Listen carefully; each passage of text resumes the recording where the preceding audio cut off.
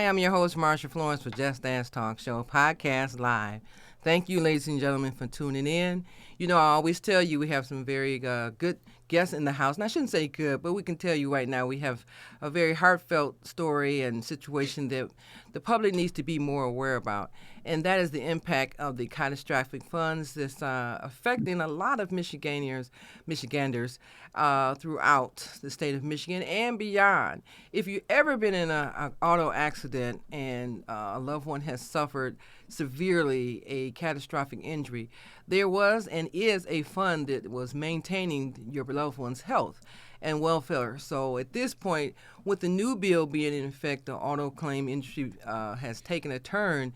And we have a lot of people that has concern what's going to happen to the future of individuals who have suffered from a major accident. And we're talking about past injuries and we're talking about present. So today we do have three individuals that we'd like to speak to in reference to what their take is on the impact of the catastrophic funds and the message that we should be trying to get together to send to the legislators to help them make the right decision. So without further ado, let me introduce my guest to you today. And we have three. Do we have three individuals here to see us today? So we have Shalise Wilson, who is the caregiver of her brother. We'll be talking to her. Mike Harris, Paralyzed Veterans President. Hi, Mike.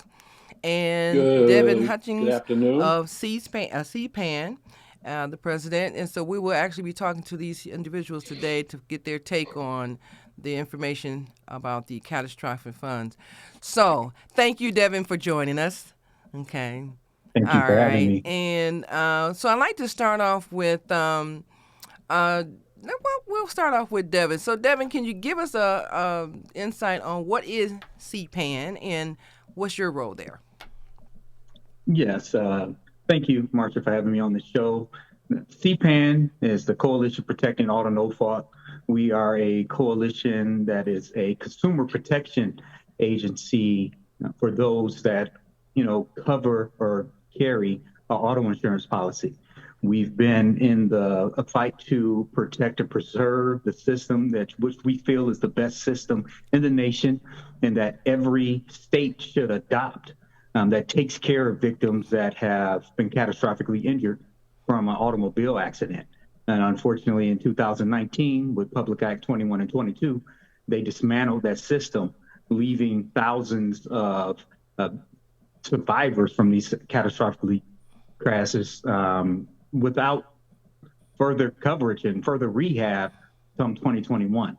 And so, we're here to protect and try to hold the insurance companies accountable for the things that they promise and what we pay for in our policies, hold DIFs accountable for making sure that they are holding the insurance companies themselves accountable as well to make sure that they're not price gouging, that they're not paying bills, that they are upholding the policies that, these consumers have purchased. So for this coalition, I've been the president. Just for the past year, I've been involved with the organization for over 7 years. We've been in this fight for over 20 years, most recently with the fight that came out of with de-insurance was our last victory. But just about every year we have tried to fight to preserve these benefits because they are life-saving, as we will hear more stories from the other guests and how they have the families of the people who are victims have, benefited from the coverage that they've received. Okay, thank you. So now, I've got to say that in this interim of this conversation today, there are going to be viewers who have questions and stuff, and so we hope to be able to get responses from our viewers in reference to this because there's a lot of people affected and a lot of people did not know or understand what your role is and what CPAN does, so thank you so much. Now, Mike Harris, I had to come to you. I'm glad to see you had a chance to join us. It's been such a long time. So, Mike, can you tell us a little bit about Paralyzed Veterans and your role there and what's been happening? Yes. Once again, thank you for having me on. The Michigan Paralyzed Veterans of America is a statewide veteran service organization whose members are veterans with spinal cord injury and or disease such as MS or ALS. We've been around for 60 years, hard to believe. 1961 was our first year here in Michigan.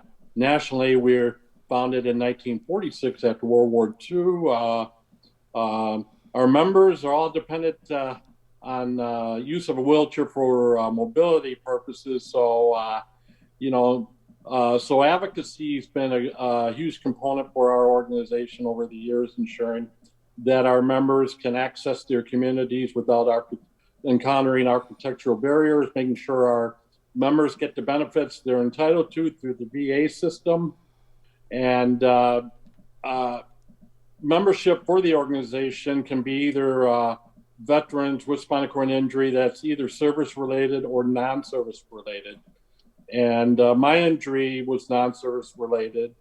And the overwhelming majority of our members who have a non-service related spinal cord injury is a result of automobile accidents. So that's why this issue is such an important issue for our members, because it has really been a lifeline to allowing them to live life instead of surviving. We know firsthand the value and the importance of healthcare as it relates at the federal level through the VA system, and here through Michigan as it related with the positive impact that the Michigan no-fault system had for our members prior to 2019 when changes were made. So how has this Michigan no-fault impacted your life in particular, Mike?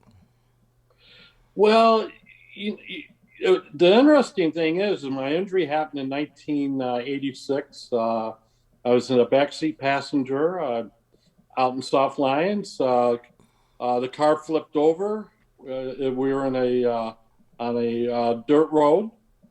I remember laying there, and I felt like I was floating like 2 feet off the ground.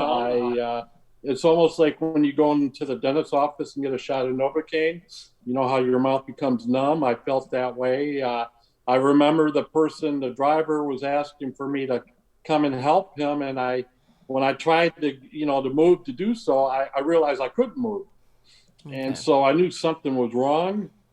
And so I remember we were just laying there, and I was hoping someone had seen the accident because I was worried that the car was going to catch on fire. And if it did, I would not be able to access the vehicle. And so I said my prayers, and I was so grateful when I heard sirens in the background. And when the police arrived, I told them I had a spinal cord injury. I could not move. So she called in a helicopter. I was medevaced to U of M.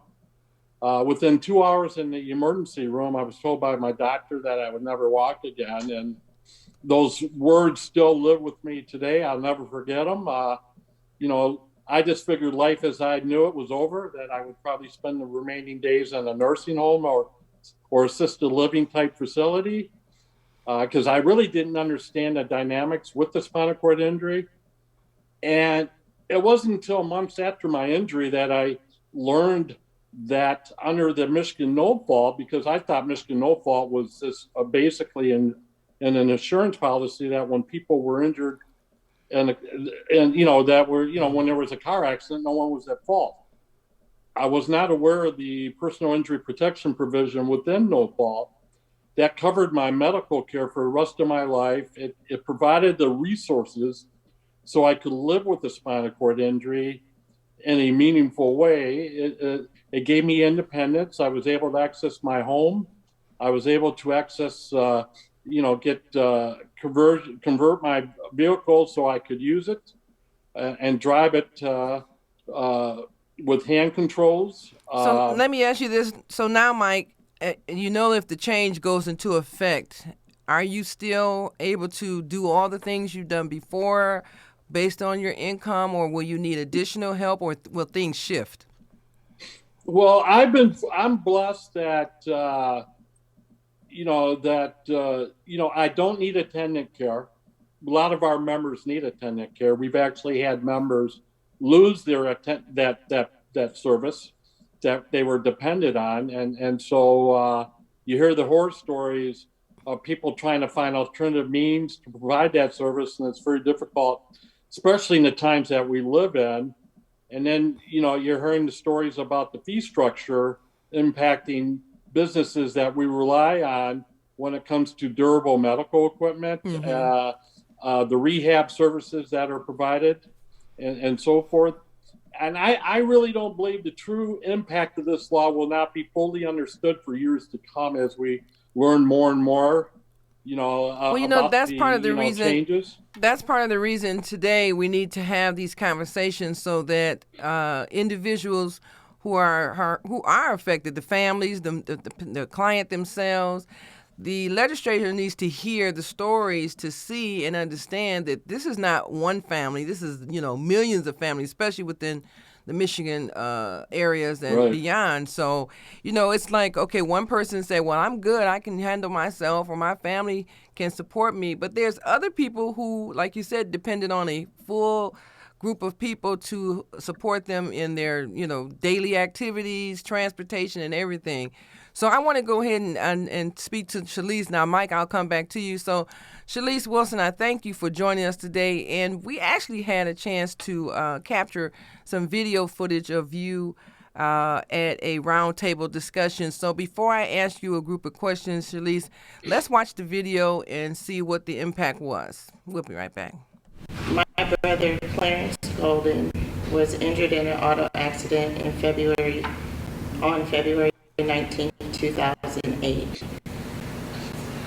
As a result of that injury, he is now quadriplegic. He's paralyzed from neck down and requires 24-hour assistance. In fact, he requires two-person 24-hour assistance.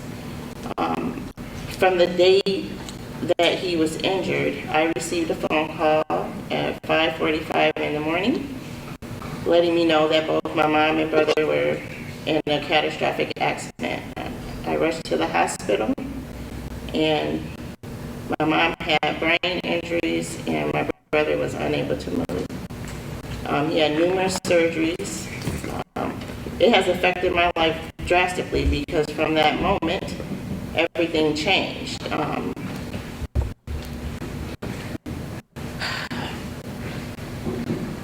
It's been a long road. It's been a long road. He can't do anything, even a sip of water, without the assistance of people. And my family stepped up. We put together a plan to make sure that he was taken care of.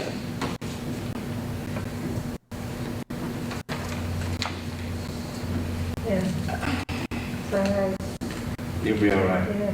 It's gonna be all right. When the injuries happened, we were told. I worked full time. I had just graduated college, and I was trying to juggle both work and seeing about them. And quite frankly, in 2008, the insurance companies were fighting us, and I was driving back and forth downtown Detroit to court to see attorneys so that they were taken care of. And they fought us for 3.5 years. The only way I survived was because I had a 401k from my employer. I had to cash it in, and that's how I paid my bills while we fought the evil insurance companies. Eventually we did win, and Clarence has been taken care of because of the Michigan no-fault. That's how the law was set up, is that they would receive medical necessities and care for the rest of their lives. Well, the law changed, and they stole it. They took it away, and in June of 2021, I received a letter from the home care agency that had been helping us because, as I stated, he requires two-person care 24 hours a day, and there wasn't enough family to do that. So we went together and put together a plan so that he would be taken care of. And the agency, because of those changes, they're not able to stay afloat. And I understand that. simple math. All you do is look at the numbers. How can they survive? They walked away, leaving him with no care. So on July 1st, I found myself, I was the only one there to take care of him. I eventually pieced together, a team. I called old nurses, people who had come through our lives in the past 14 years, so that he can get the care. And here we are today. We're still struggling. I've been driven to Lansing every week since April, talking to legislators, writing letters, calling, emailing, whatever we can do, and they're not listening. That's a very compelling statement. I mean, the whole thing was just, I feel your pain, Shalise, since I wanted to be able to, get a chance for you to tell us a little bit, how you're doing now, how's your family, and where are you at with all this? Thank you for having me on the show, Marsha. We're pretty much in the same place.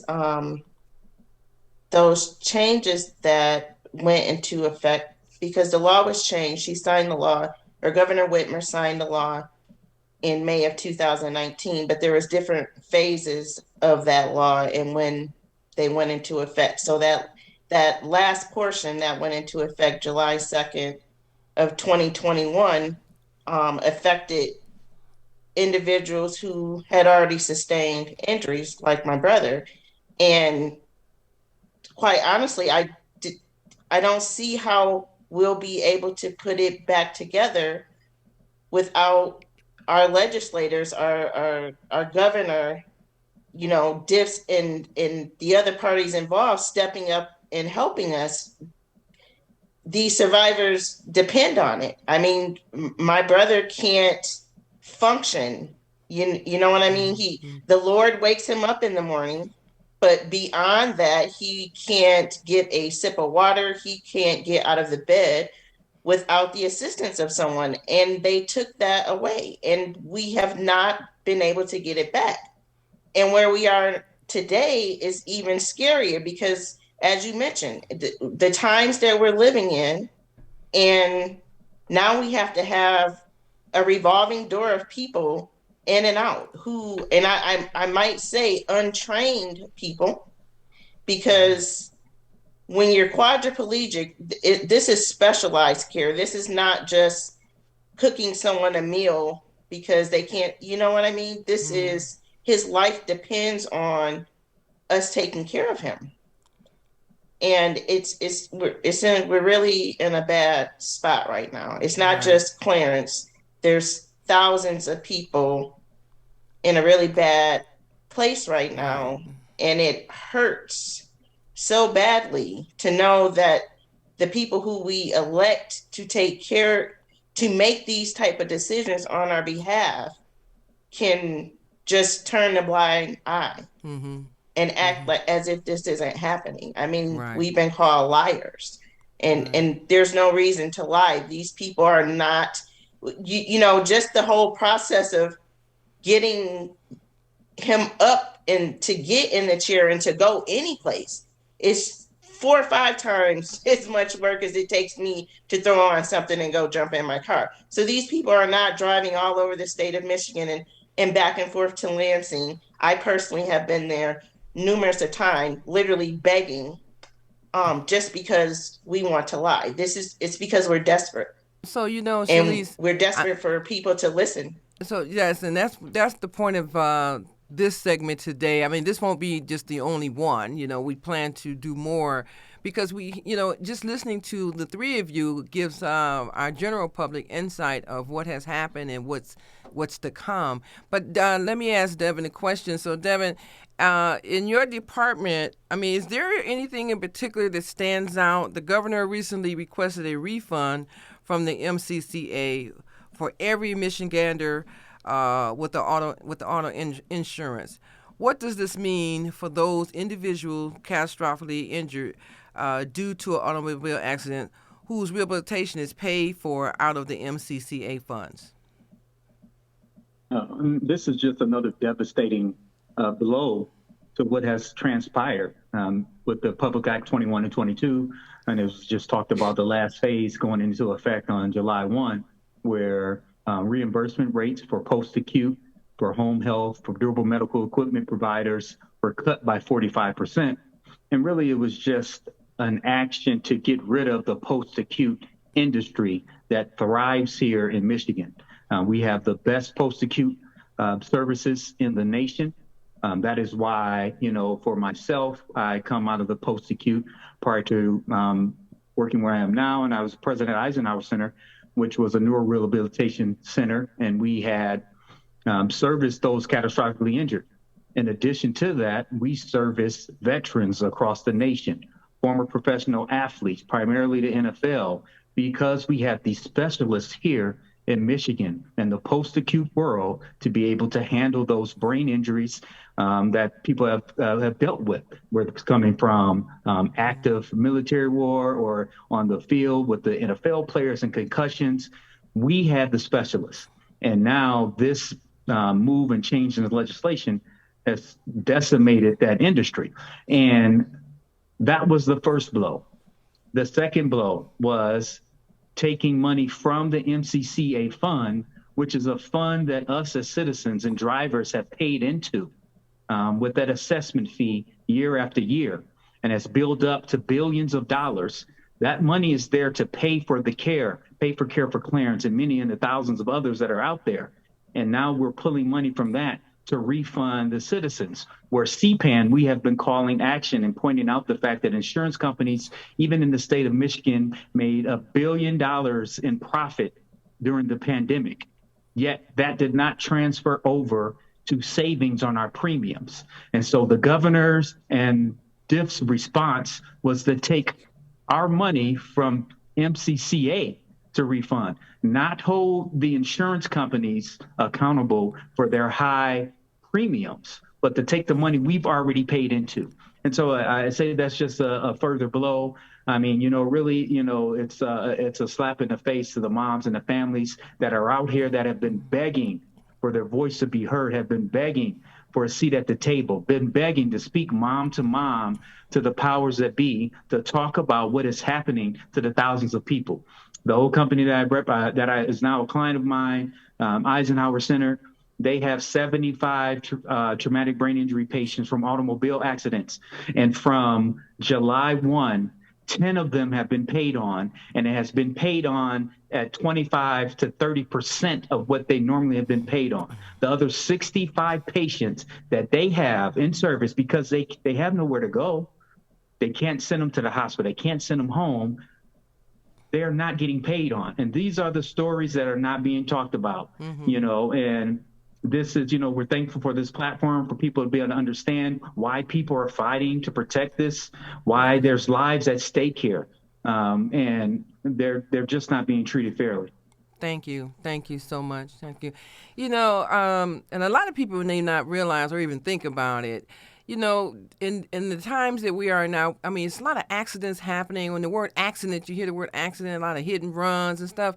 These families are looking at it like, okay, well, just get my car fixed, just, pay my hospital bills. But it's more to it than getting the car fixed and paying the hospital bills. I, too, am a person with a spinal cord injury. I had a car accident about 6 years ago, and the results was I have a plate in my neck. I have a plate in my neck with 13 screws. I have a PIP claim. I'm a totally different person than I was 5-6 years ago. And to me, it doesn't matter, what the level of the injury is. It's all devastating. I mean, some are way worse than others, true enough. And now all of a sudden, any care that you get, if you don't have insurance, regular insurance, if you don't have Medicaid, Medicare, everything stops at the waistline.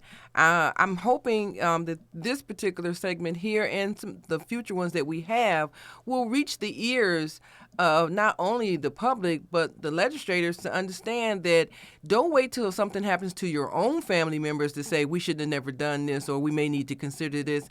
Hear the cries, hear the voices now, and work something out. It's almost like we're trying to figure out, should they grandfather people in? Should they remodel the package?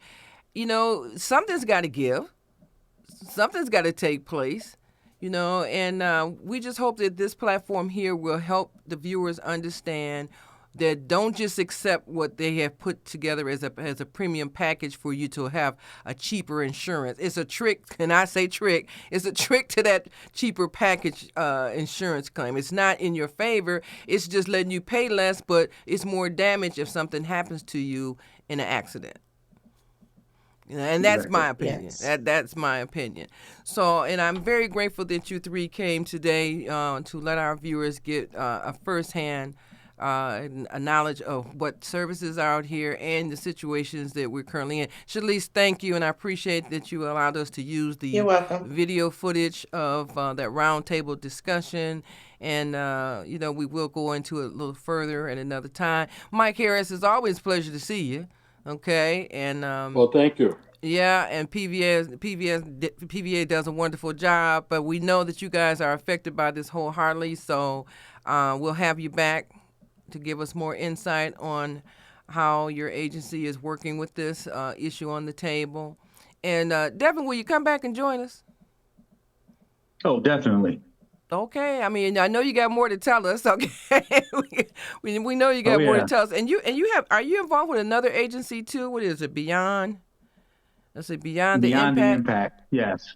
Okay. Yeah, So Beyond the Impact is a nonprofit, and we're raising fund and getting access to individuals that don't have the resources to get the treatment that they need.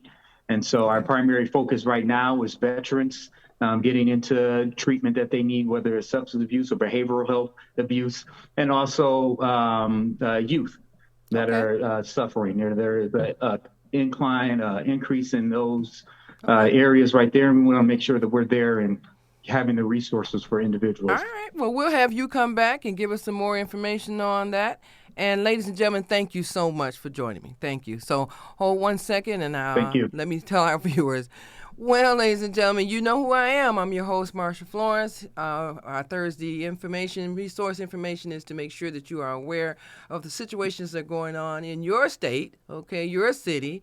And if you need any help or if some information is needed, don't forget you can always call us, 1-800-323-5336. Give us a show idea or tell us what resources that you need to connect with. All right, so who am I? I'm your host, Marsha Florence for Just Ask. And what do I always say? If you have a question about a person with a disability or if you just have a general question, don't be afraid to ask. Just ask. See you next time.